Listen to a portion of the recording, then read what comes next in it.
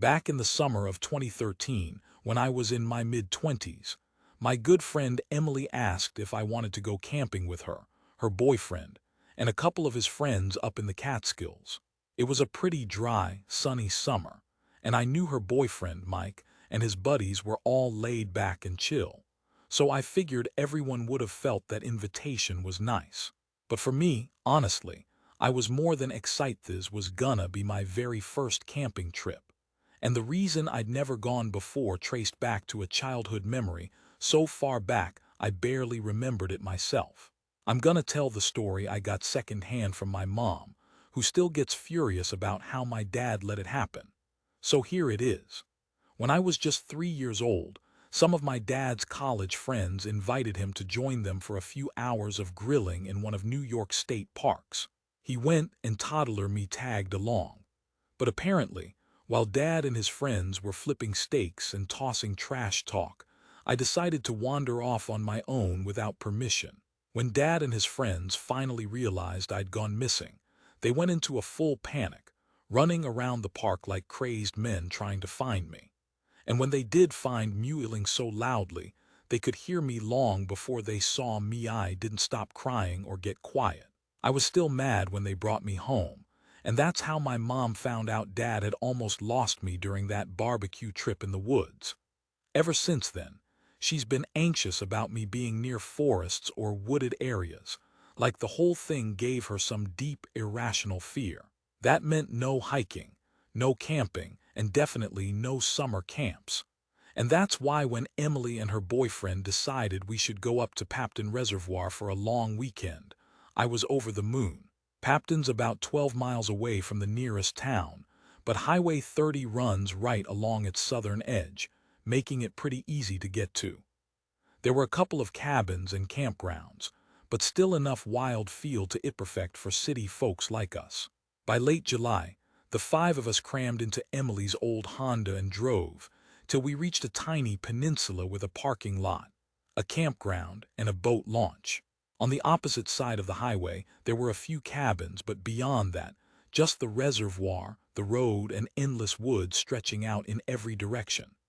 We set up our tents there, unloaded the car, and after a simple dinner of beans and hot dogs over the fire, we cracked open a few beers as the sun sank, then curled up in our sleeping bags. The next morning, we headed down to the shore in 2s and 3s to rinse off early. While the guys threw stones across the water, me and Emily decided to check out the other side of the highway. I was thrilled to explore the Woodsthy's whole mysterious, fairy tale landscape that felt like some ancient enchanted world, even for a little kid. But our little walk had a second purpose. As we wandered along a short dirt road lined with mostly abandoned cabins, Emily started chatting about how she was dying to start a family soon. She said she wanted to have kids before her biological clock ran out. Her boyfriend, Mike, didn't seem as eager. They'd talked about it, and Emily wanted to stop her birth control, but she wouldn't until Mike took it seriously. He said he was ready, but she thought he was still holding back, so she was waiting. We kept walking further into the woods, away from the cabins. I clutching my compass because given my childhood and my irrational fears of getting lost, I guess I was pretty neurotic about navigation.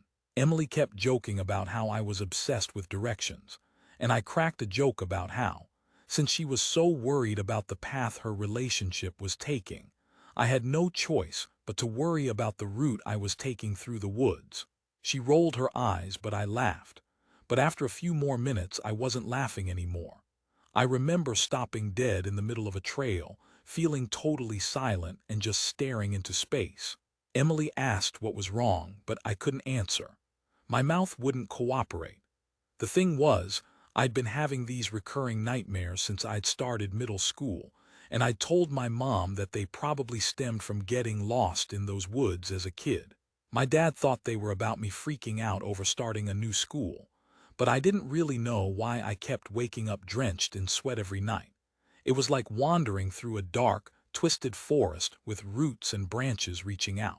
Then I'd come across this tiny stone house so small it couldn't have more than one room, and inside, it was pitch black, swallowed up by shadow, like something was devouring the light.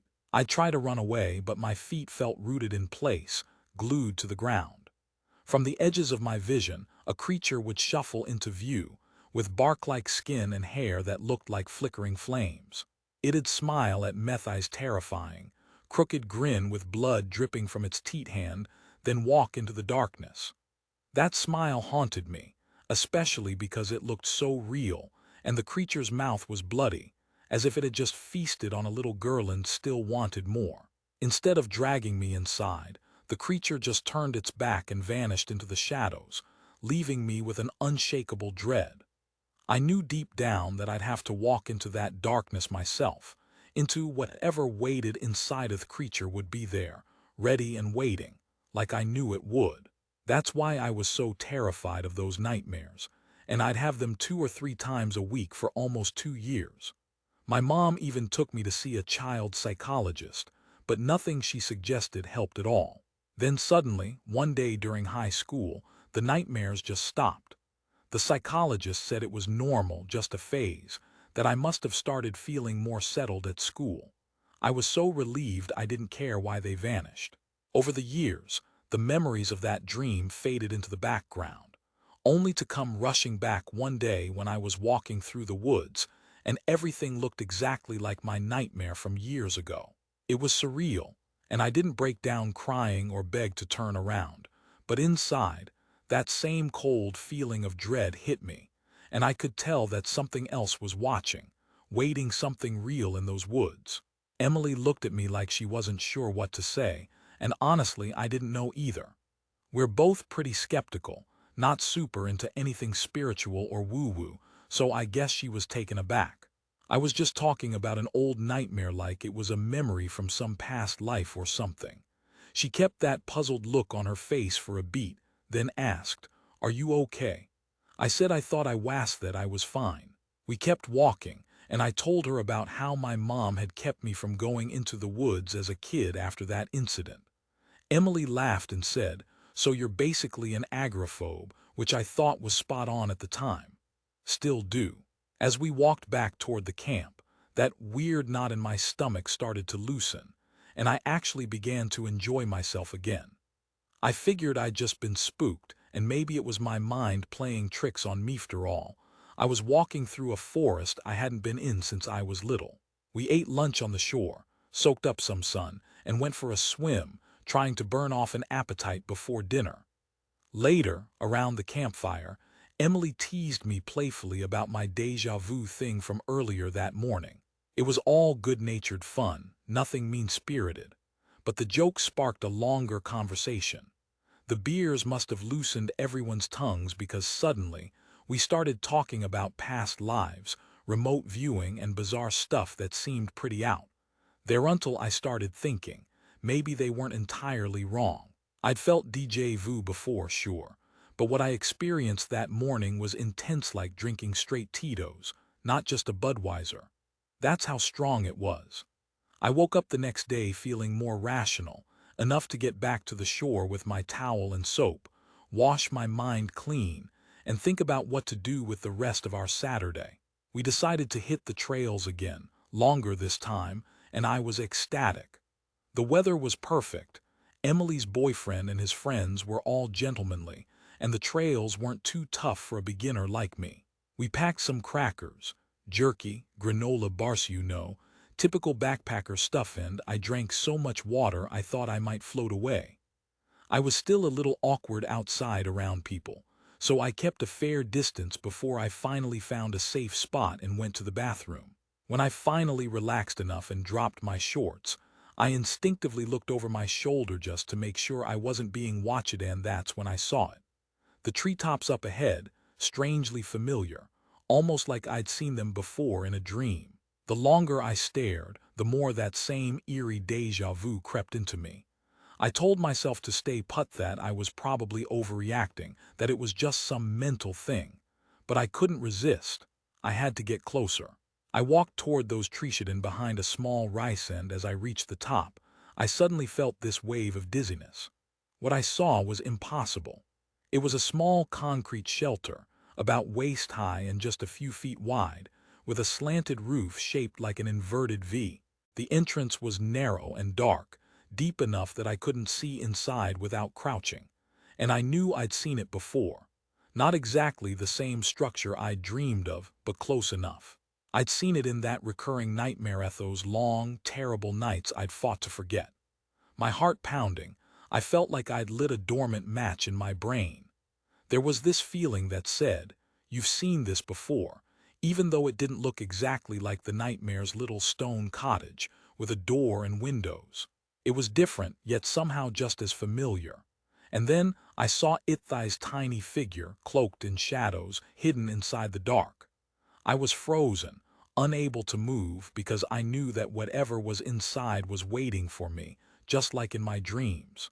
I stepped closer, brushed away some of the leaves and branches covering the opening, and I saw a boodled, weathered, like it had been buried there for 7 decades. Something about it compelled me, so I reached in and dragged it out. That's when I saw a long bone behind it. Not an animal bone, ether more than that. It shifted as I pulled, disturbed something buried for a long time. The instant I saw that, I was overwhelmed with revulsion and the gut feeling that something was wrong. I whipped around and ran back to Emily and the others, breathless, trying to explain what I'd seen in a rush. I didn't tell them about my childhood nightmares or that weird déjà vu. No time for that. I just said I'd found something very real inside that strange concrete hut, and I begged someone to call 911. But Emily's boyfriend, Mike, and his friends insisted they had to see for themselves. They didn't think I was making it up, they were just stunned. We all trudged back over to that weird structure, and their jaws dropped just like mine when they saw the bones. When one of their phones finally got signal, they called the cops.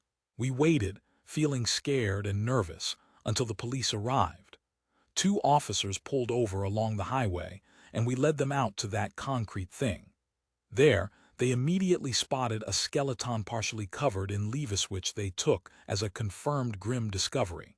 The police bagged the bones, questioned us, and tried to piece things together. I kept silent about my nightmares.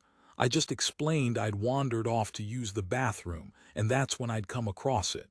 Soon after, the officers told us we could go, but I felt physically sick, the shock of what I'd found feeling too heavy to ignore. I asked Emily if she could drive me home. She didn't hesitate. The boys, meanwhile, acted like it was kind of cool, like they found a new curiosity to follow, maybe hoping the media would show up. I don't blame them, they're guys. They didn't understand what I was feeling. As we left, I felt this enormous weight lifting from my chest. I was finally able to breathe. Emily drove me back to my apartment, then stayed the night to be with me, because I couldn't handle being alone, especially after what I'd seen.